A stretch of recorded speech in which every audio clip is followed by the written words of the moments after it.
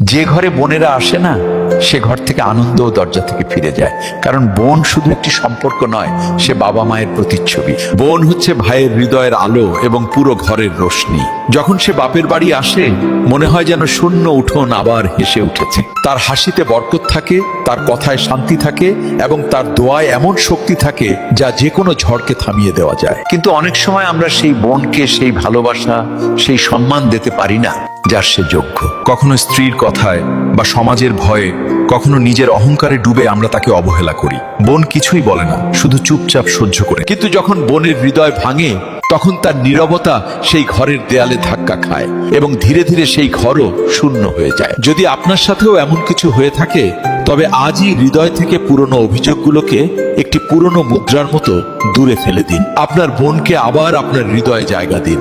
তারপর দেখবেন ৩-৪ মাসেরই মধ্যেই আপনার ঘর আবার হেসে উঠবে, সমস্ত আনন্দ ফিরে আসবে এবং আপনার হৃদয়ও শান্তি পাবে। একবার চেষ্টা করেই দেখুন, বোনের ভালোবাসায় সৃষ্টিকর্তার রহমত লুকিয়ে থাকে। আর যদি এই কথাগুলো আপনার কাছে সত্যি মনে হয়, তবে এই ভিডিও শেয়ার করুন, যাতে অন্য কোনো বোনও আবারও হাসতে পারে